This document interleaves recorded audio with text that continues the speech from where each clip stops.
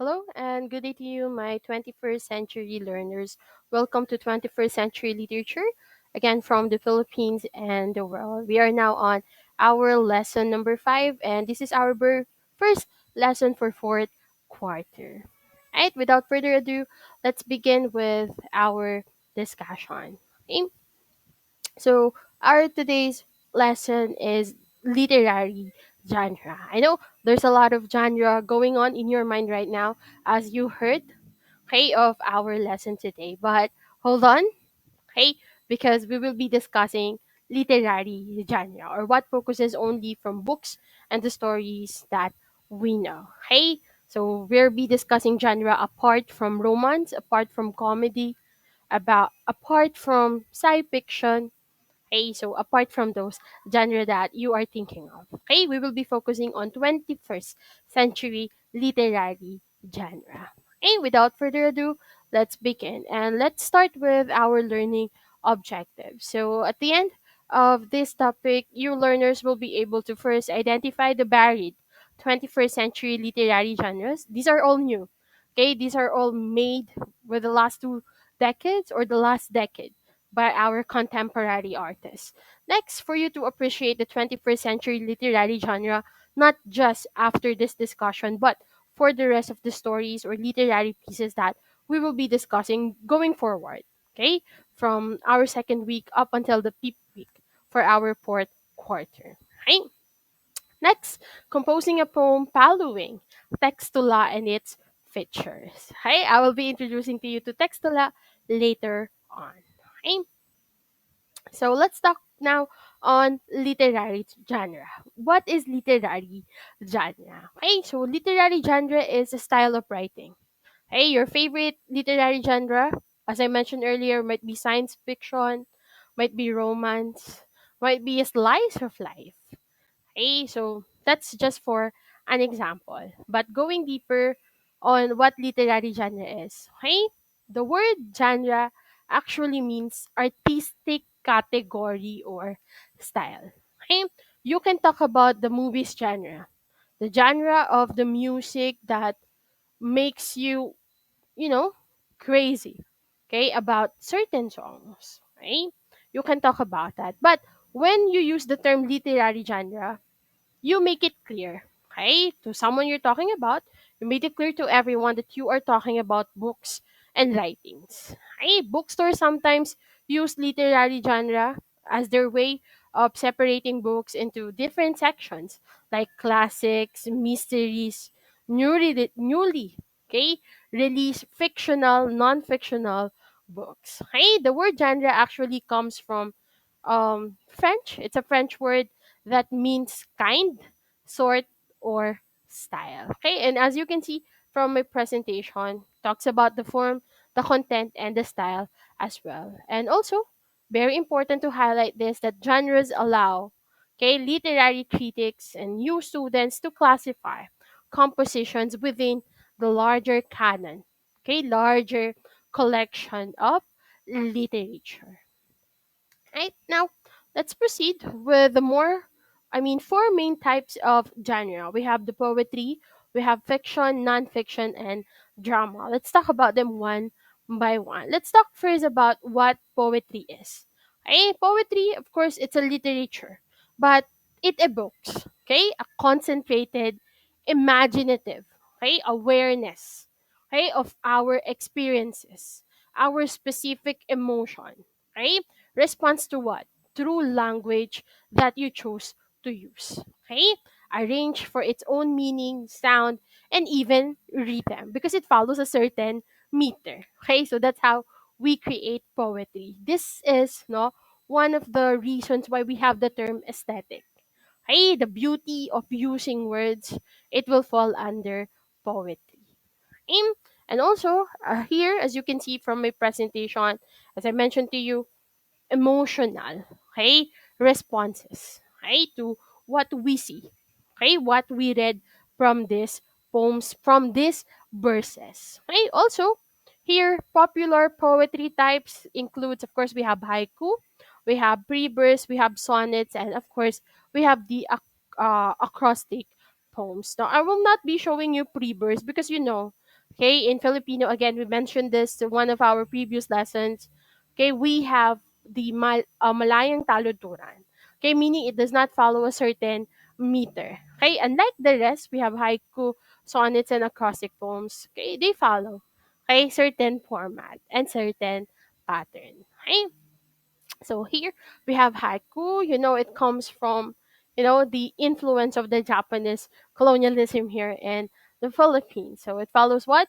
575 meter. We have the acrostic poems wherein we use, the first letter of the word to create a poem. And of course, sonnet, very famous sonnet writer is of course William Shakespeare. So here, as you can see, it what no, it has like 14 lines. So we have here the quatrain, okay, that there will be calling. So how many are there?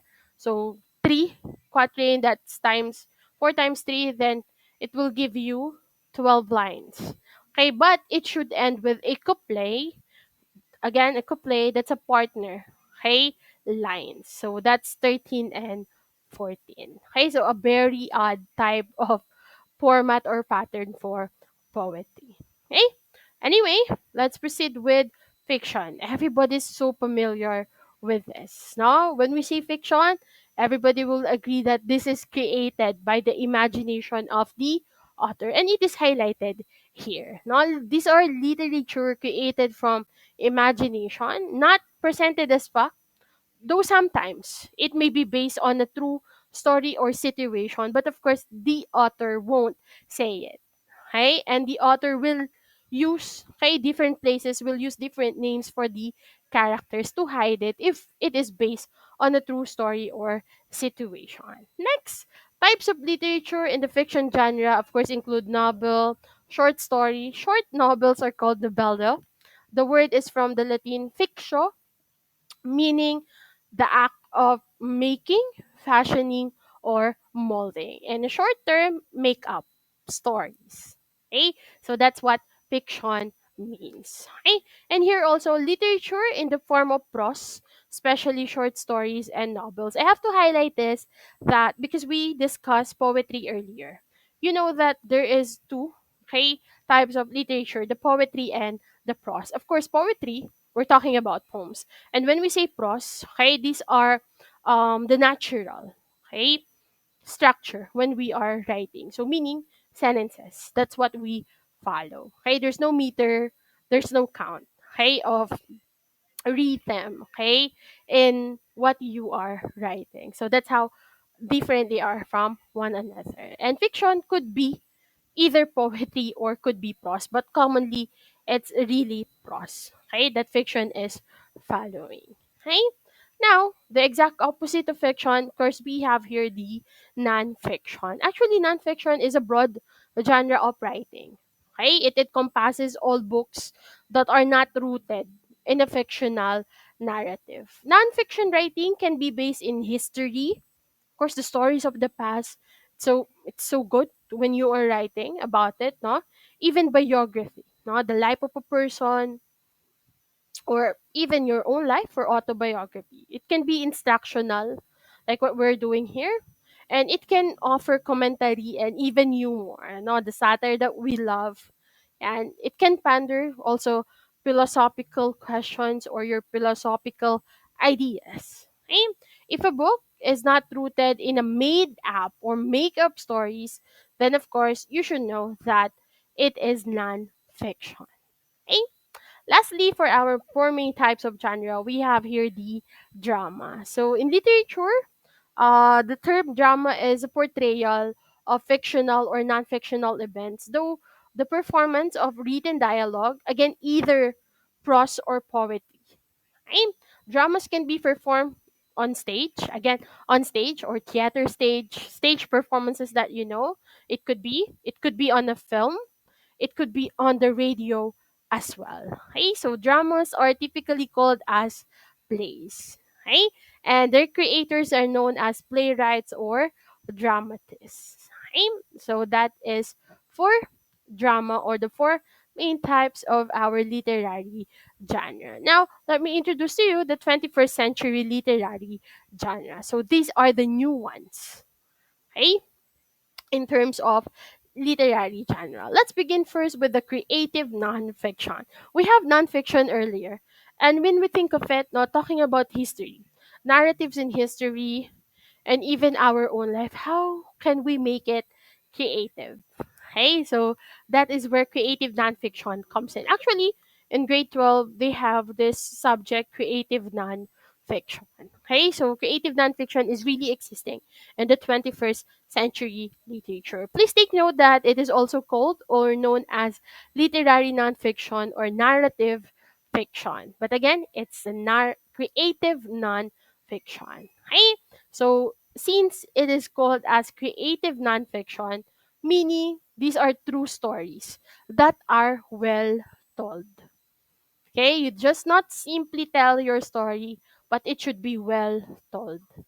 Okay, if novels are fictions and poems are, of course, poetry, no, then what are memoir? What about the essays that you are writing? What about your narratives? What about your essays? What about the columns? What about the articles that you write? Okay, for your journalism, for the school paper. What are those? Okay, so all of them will fall under what? Creative nonfiction. Okay, so actually, in creative nonfiction, it surrounds us. No, it can be from books, magazines, papers, and even, okay, I don't know if you love podcasts, but I do. Podcast also is an example, okay, of creative non-fiction. Okay? So this is an example. It could be a case study, and again, reflective essay could be one as well. Okay? And of course, we have here the memoir. Okay? Next, let's proceed with the cheek lead. Okay? What do we mean by this cheek and then lead? Okay? So later on, I'll explain. So this one is a genre of fiction concentrating on young working women. Okay? And of course, their emotional lives. Okay, so that's the focus of chick lit.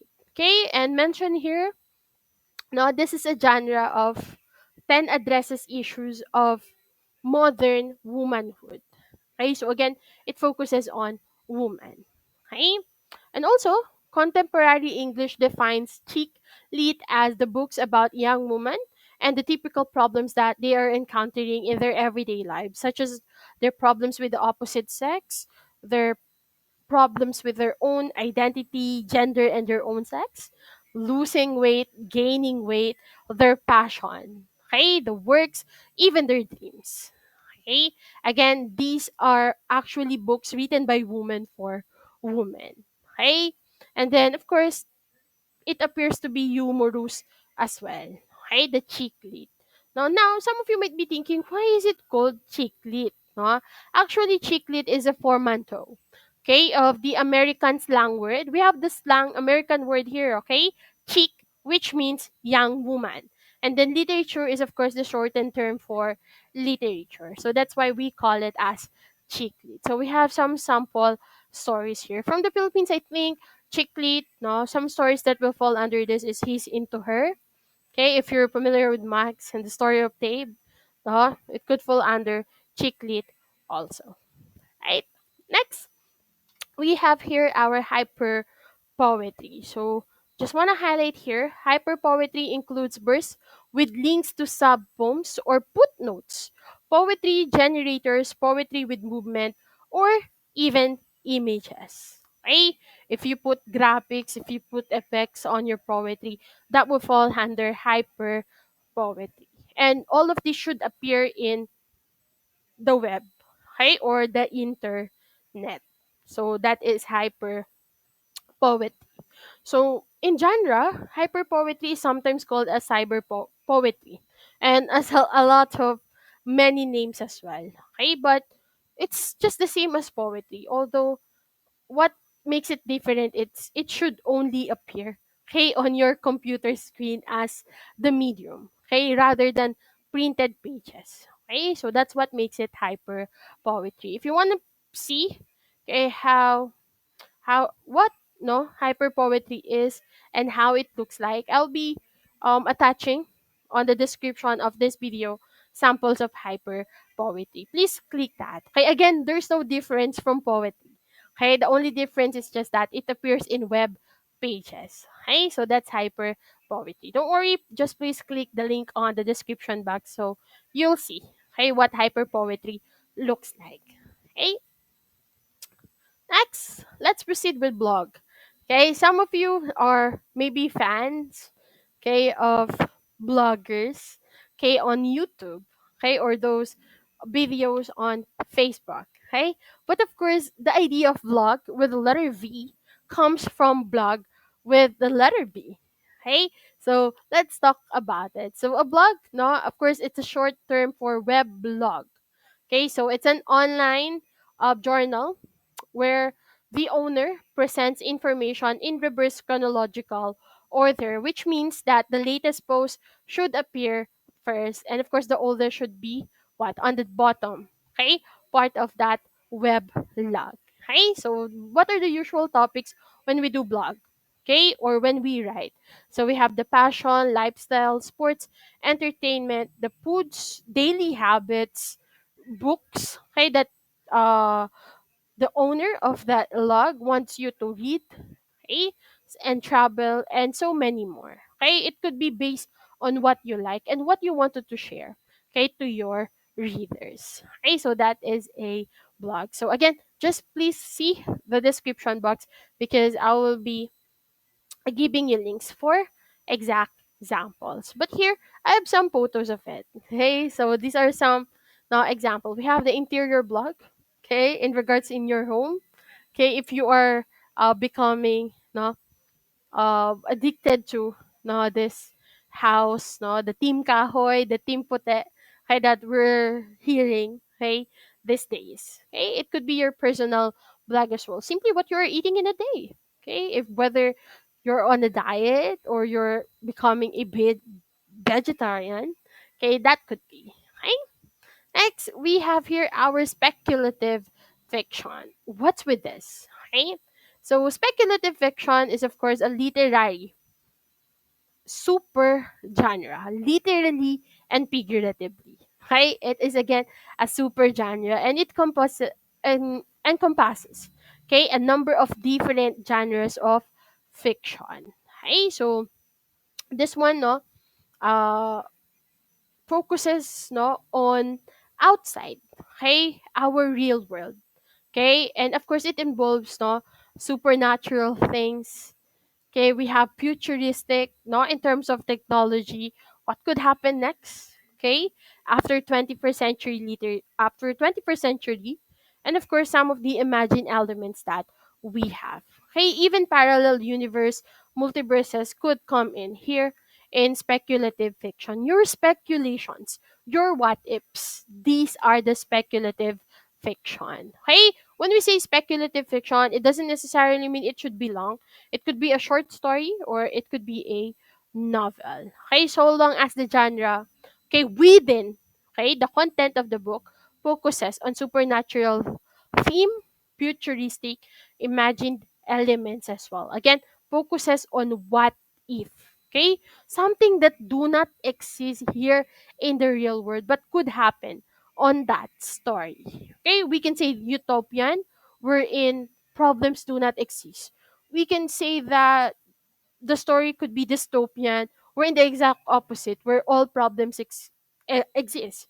It could be apocalyptic. Okay, if you love zombies these days. Okay, so those are speculative fiction. Okay, all of us are dead. Okay, I just remembered.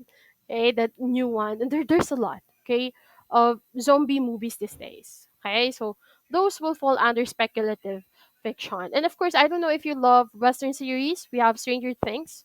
Okay, so that's supernatural, strange things. Okay, the upside down world, no, that does not exist typically, basically, and realistically. It appears there. Okay, so that's for speculative fiction. Next, so this is part of your activity. So please watch out on your Google Classroom on how you will be doing this. Okay, but I'm saying it's early as now that this is your performance task this week. So text to love.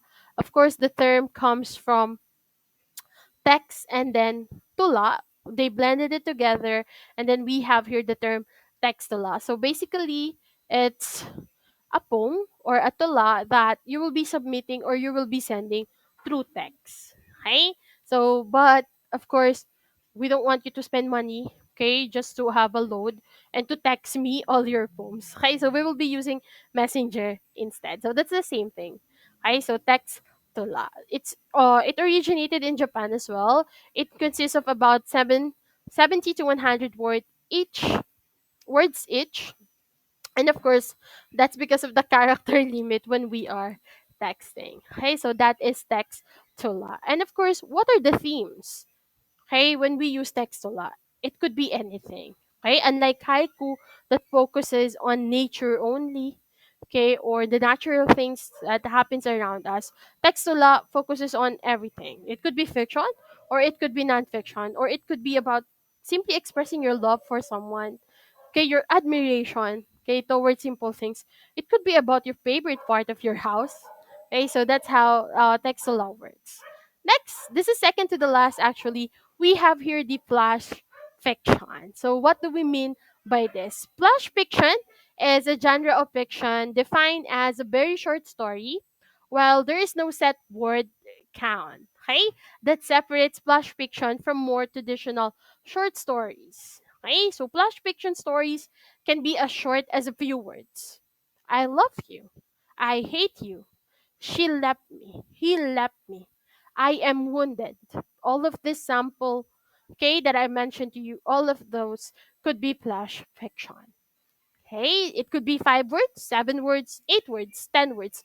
Depends. Okay, on how you challenge yourself. Depends on what is advice for you. Okay, again, there's no exact word count. Okay, that separates flash fiction to, okay, short stories and, okay, novels. Okay, but of course, time matters as well in flash fiction. Let's say, for example, right here, right now. Okay, in our class, I tell you, please write a story in 10 words in 5 minutes. That's gonna be flash fiction. Okay? Literally and figuratively. Okay? Next, lastly, we have here a graphic novel. Okay, so this one is a book made up of comics content. Okay, this is a type of text combining words and images, essentially a comic. Okay, so very similar to comics books. Okay, the mangas that you are reading, webtoon. Okay, what else? No, the digital comic in Japan, they call it as webtoon, I believe. No, there's a lot going on. Even here in the Philippines, we have our own comic books. We have Darna, Captain Marvel, the Wimpy Kid, and of course, even from the newspaper, there's always the presence of comics. Right? So it's fun doing it. Uh, the graphic novels, and it's part of the 21st century. Okay, it's so nice, okay, to see books, that have this dialogues between the characters. No, they deliver the story through words, through pictures. Okay, and that is what we call it as graphic novel. And that's the last, okay, of our new or 21st century literary genre. Before we end our today's discussion, let me now give you the importance of using genre in literature. Why is it so important? Hey, to what? No, our authors and to you readers as well. First, no, genre give writers a specific type of literature to work within. Okay, when we are writing essays, remember in reading and writing skills, I told you to choose no what will be the focus and what will be your main idea. Same when we are writing literary pieces, we cannot cover everything. We should just focus on one, and the story should evolve from that certain focus. Okay, and it all started when you have a specific genre in mind and a specific genre to work with. Okay, next, they allow writers to specialize in one genre or to dabble in others. Okay, so maybe someone is very famous in writing. Okay, how do you call this? Fiction, no, genre. We have J.K. Rowling, we have J.R.R. Tolkien, the author of the Lord of the Rings. Those are their specialties. Okay, that's why they ranges. Okay, all of their books ranges from that specific genre. Okay, although it's the same genre, readers keeps on reading it. Okay, because there's a different flavor. Okay, even though they fall under the same genre. Okay, so let's say for example, okay, I want to focus on princesses. I really want to focus on fantasies. I think I'm good with that. I'm good with my imagination. Now, if I'm so close to, or I'm a hopeless romantic, maybe I should focus on romance. Okay, so that's the essence, okay, of genre in literature. And lastly, genres allow us to classify literature, okay, to deem what is appropriate for a certain type of literature, and to judge the merit of literature based on its genre. Okay, so we discussed this because, again, we will be discussing four literary pieces, and you should be able to identify what is the genre of those. I mean, literary genres. Okay, so you will be free to criticize it, whether it's it really poetry, does it have all the features of poetry, of fiction, nonfiction, creative nonfiction, or drama. Okay, so that's the essence, the importance of genre in literature. Okay, so we will be ending our discussion for that. This lesson is really, really short. I hope you learned something today, and I'll be seeing all of you by next week. Please check out our description box for the links, okay, of sample for hypertext and blog, and as well check your Google Classroom for your performance task this week. Right? Thank you so much to you, my dear 21st century literature learners. Should you have any questions or concern, please contact me or message me at pbilomedia@ucc.ph or bilomedia25 at gmail.com. Thank you, everyone, and God bless you all. I'll see you in our next discussion. Bye bye, and God bless you all.